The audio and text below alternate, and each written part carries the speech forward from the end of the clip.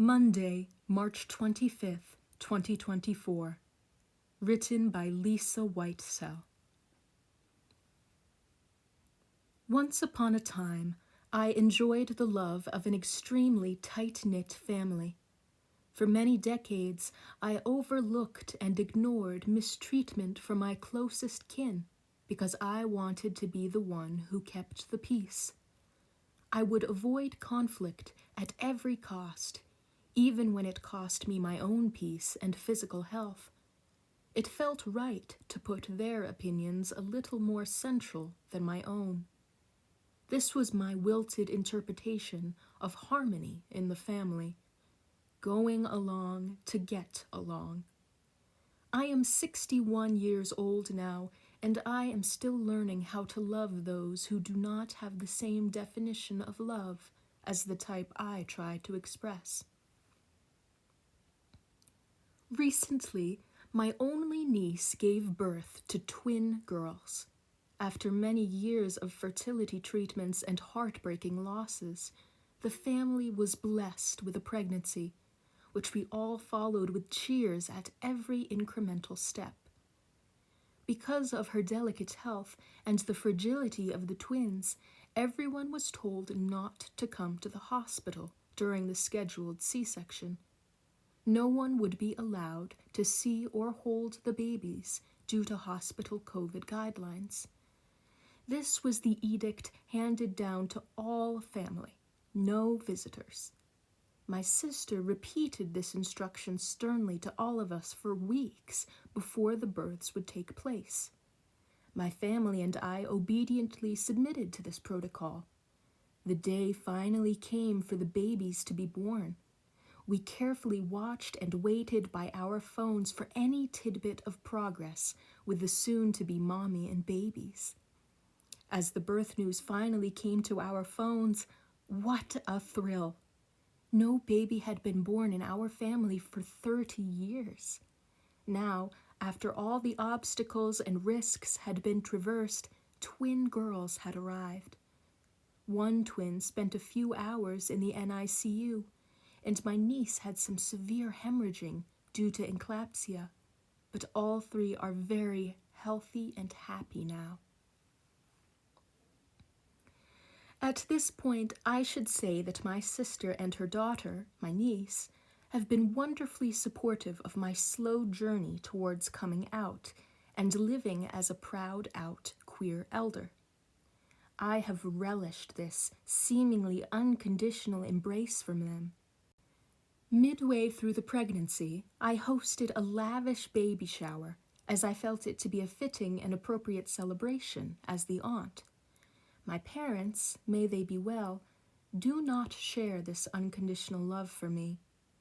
They will tell you that they love me, but their actions clearly do not indicate that my life should ever be considered equal to that of others in the family. I have carried this pain for more than 50 years. I do my best to honor my parents. What they do with my honor is their responsibility. Returning to the fateful day of the twins' birth, with me dutifully waiting by the phone for any news from the hospital.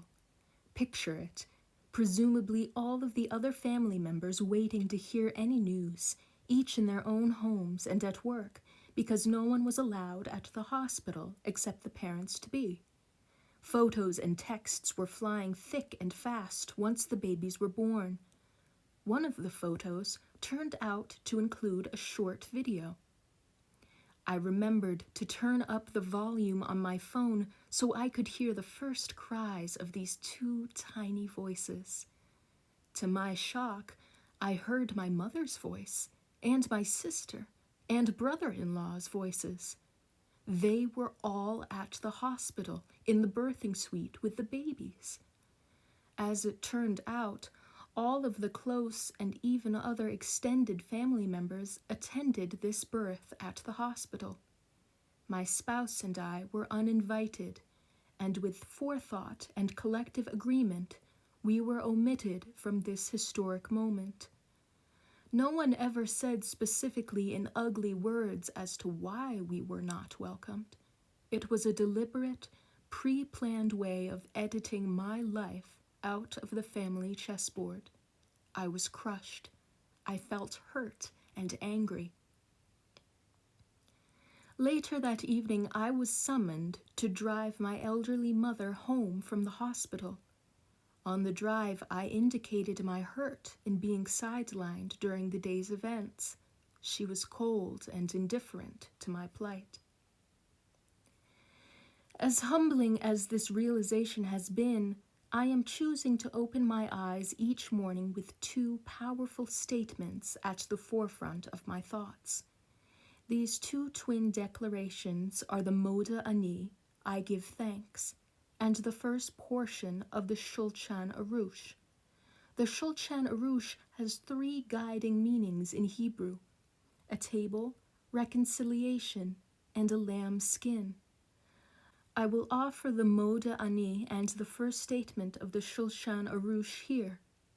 These Jewish thoughts have provided the primordial essence of the lectionary scriptures, which have held my inner lamp steady through this season of challenge. The Moda Ani in English is as follows: I give thanks to you, Adonai, that, in your mercy, you have restored my soul within me.